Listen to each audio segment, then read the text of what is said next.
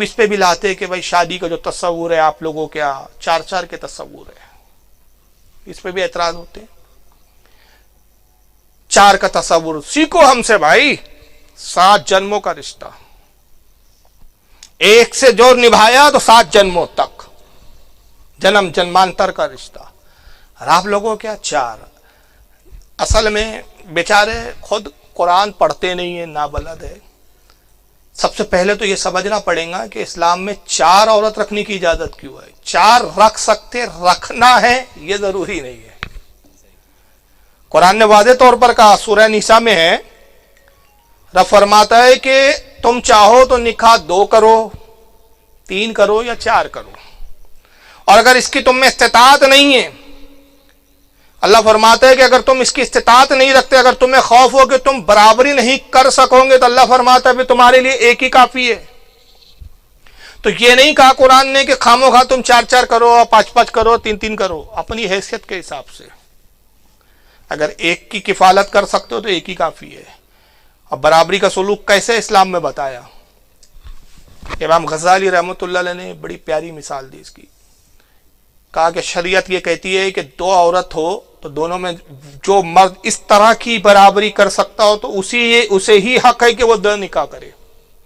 اب برابری کی مثال ایسی دی کہ اگر 2 تربوز لائے تو برابری یہ نہیں ہے کہ ایک تربوز اٹھایا ایک بیوی کو دے دیا، دوسرا تربوز اٹھایا دوسری بیوی کو دے دیا، اور کہا دیکھو صاحب برابری، دونوں کو 2 تربوز لا کے دیا نا ایک۔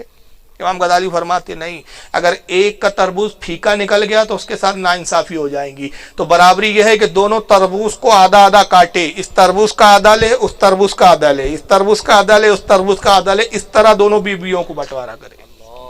یہ ہے عدل۔ اور آقا نے پھر ساتھ میں اس کے ایک تنبیہ بھی فرما دی، کہا کہ سنو، جو 2 نکاح کرتا ہے یا 3 نکاح کرتا ہے اور اپنی بیویوں کے درمیان میں عدل نہیں کر سکتا، قیامت کا دن اس طرح آئے گا کہ اس کا ایک بازو جھکا ہوا ہوگا، اور قومیں اور لوگ دیکھ کر سمجھ لیں گے کہ اس نے اپنی بیویوں کے ساتھ ناانصافی کی تھی، برابری کا سلوک نہیں کیا، اور اس وقت یہ اس کے لیے رسوائی کا سبب بنے گا۔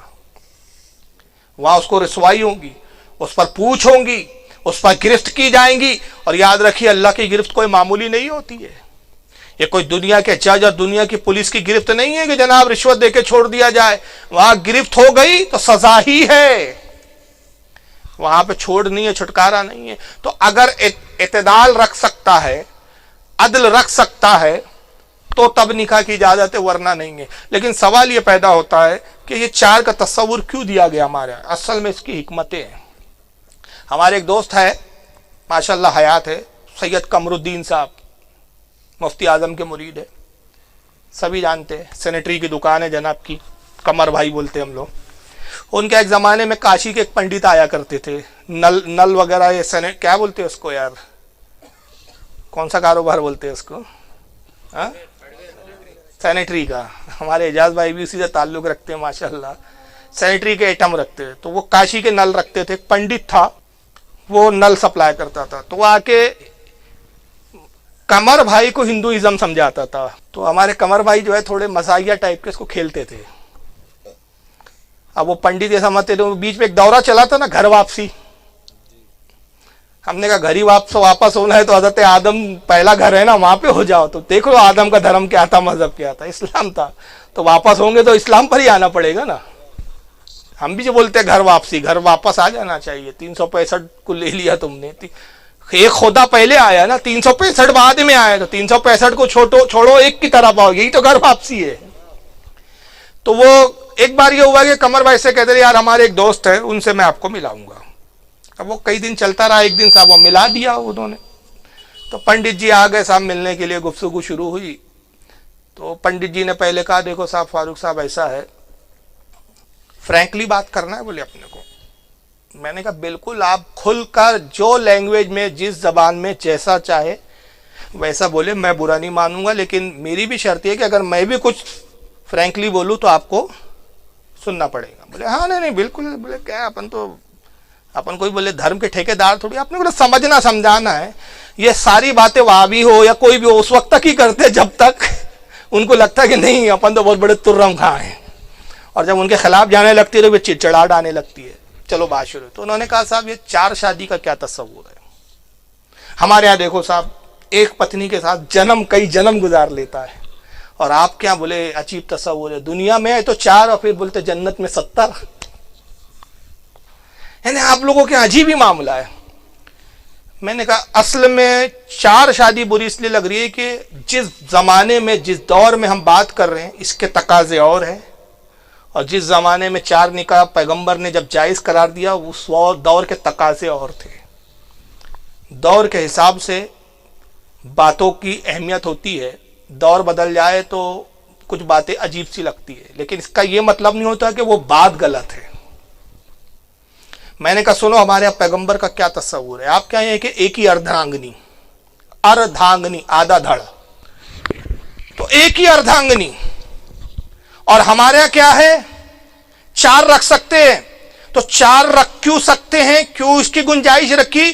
گنجائش لکھ رہی کہ جس زمانے میں پیغمبر کہہ رہے ہیں وہ زمانہ تھا جنگوں کا، ایک ملک دوسرے ملک پہ حملہ کرتا تھا، اور اس دور کی جو جنگیں ہوتی تھی آج جیسی جنگیں نہیں ہوتی تھی کہ پتھر کے پیچھے بندوق لے کے بیٹھے ہیں تو گھنٹوں میں ایک ہی مر رہا ہے. 2 3 دن حملے ہوئے تو کتنے مرے؟ بولے 5 مرے. وہ جنگیں ایسی نہیں ہوتی تھی، تلواروں کی جنگ تھی. جب 2 آمنے سامنے ہو گئے تو منٹوں میں فرق نتیجہ سامنے آئے گا، اور 2 کا مقابلے کا مطلب 1 کا مرنا یقینی. تو جب جنگیں ہوتی تھی تو نتیجہ کیا ہوتا تھا؟ ادھر سے 1 لاکھ کی فوج، ادھر سے 1 لاکھ کی فوج. اب ادھر بھی لوگ مرے ادھر بھی مرے، تو اب مسلمان لڑنے گئے مسلمان بھی مرے. تو اگر مان لیجئے 1 لاکھ کی فوج مسلمانوں کی گئی، 50,000 لوگ اس میں مر گئے.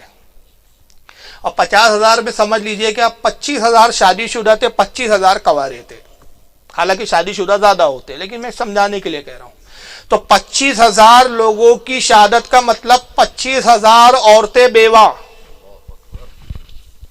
25,000 عورتوں کو اگر ایک عورت کا ایک بچہ پکڑ لے، اب ضروری نہیں 1 2 3 5 زیادہ بھی ہو سکتے، لیکن ایک پکڑ لے، تو ایک ہی جنگ کا نتیجہ کیا ہوا کہ 25,000 عورتیں بیوہ، 25,000 بچے یتیم. تو پیغمبر نے تصور دیا کہ تم 1 بیوی رکھو، 2 رکھو، 3 رکھو، 4 رکھو، تاکہ جب جنگ سے لوٹے تو اپنے وہ احباب، وہ تمہارے مجاہد دوست جو شہید ہو گئے ان کی بیواؤں سے نکاح کر لو، تاکہ انہیں سہارا مل جائے، ان کے بچے کو باپ مل جائے. اور پھر برابری اور عدل ایسا رکھا کہ جب تم نے دوسرا نکاح کر لیا تو اس بیوی کا بھی پراپرٹی میں اتنا ہی حق ہے جتنا پہلی والی کا. یہ نہیں ہے کہ پہلی والی کا زیادہ دوسری والی کا کم. پھر یہ دوسری والی کا جو بچے پیدا ہوئے اس کا بھی اتنا ہی حق جتنا پہلی بیوی سے بچے پیدا ہوئے. بچوں میں پراپرٹی کی تقسیم میں کوئی کمی زیادتی نہیں، یہ عدل و انصاف. اور آپ کیا کیا جب آپ کیا اردھانگنی تھی، ایک ہی دھڑ کو 7 جنم تک لے کے چلنا ہے، تو اب جنگ ہوئی مرے تو کیا کرے؟ ستی کر دو، جلا دو. تو میں نے بتائیے اسلام کا تصور زیادہ بہترین لگتا ہے آپ کیا کہ آپ کا دھرم کا زیادہ لگتا ہے؟ تو چڑ گئے، کہا نہیں صاحب اس زمانے میں جنگ ہوتی تھی، آج تو نہیں ہوتی نا، تو آج آپ یہ قانون بدل کیوں نہیں دیتے؟ ہم نے کہا دیکھیے پہلا جواب تو اس کا ہے کہ ہم قانون اس لیے نہیں بدل دیتے کہ جس نے قانون بنایا اس کو اختیار ہے کہ وہ بدلے.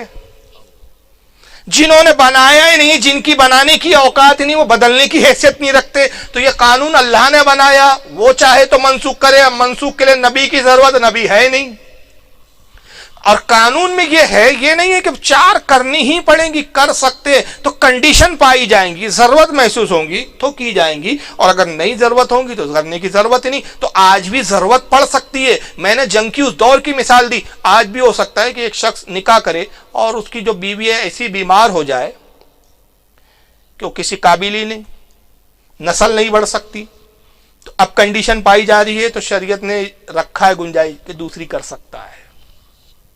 یہ نہیں شریعت نے کہا جاؤ اب عیاشیاں کرو، ادھر ادھر منہ مارو اور حرام نسل پیدا کرو، اور حرام ایسے بچے پیدا کرو کہ وہ بچے بڑے ہو تو باپ کو بھی کوستے ہوئے نظر آئے کہ کم بخت نے اپنی عیاشی کے لیے ہمیں تو پیدا کر کے چھوڑ دیا، ہمیں نام تک نہیں دیا.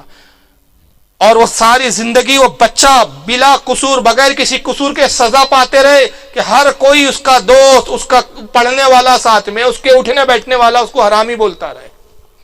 اسلام ان چیزوں کو پسند نہیں کرتا. میں نے کہا کنڈیشن پا. پھر میں نے کہا پنڈت جی دیکھیے، مان لیجیے اگر آپ کی بیوی ہی مر جائے، آپ نے شادی کی اور جوانی میں بیوی مر گئی، تو اب آپ دوسری کریں گے کہ نہیں؟ کہ اب اگلے جنم کا انتظار کریں گے؟ اگلے جنم میں وہی ملیں گی، اور پھر اگلے جنم میں بھی ملی اور پھر مر گئی، جبکہ ضرورت اس جنم میں ہے۔ یا آپ کی بیوی ہے، میں نے کہا خدا نہ کرے کہ وہ کینسر کی مریض ہو گئی، کسی کام کی نہیں، تو یہاں اسلام میں تصور دیا کہ پہلی بیوی اگر اس طرح خدا نخواستہ ایسا ہو جائے تو دوسری بیوی لا لے، کہ بھائی تیری بھی ضرورت پوری ہو، اس کی بھی خدمت ہوتے رہے۔ تو وہ چڑ گئے، انہوں نے کہا نہیں نہیں یہ سب آپ مثالیں دے رہے ہیں، میرے سمجھ میں نہیں آ رہی۔ تو میں بھی چڑ کے کہا، میں نے کہا پنڈت جی آپ کے سمجھ میں نہیں آئیں گی، اور وجہ یہ ہے کہ جن کے دھرم میں ایک دروپتی کے 5 پانڈو سمجھ میں آ جاتے ہیں، اس کو ایک پتی کی 4 پتنیاں سمجھ میں نہیں آئیں گی۔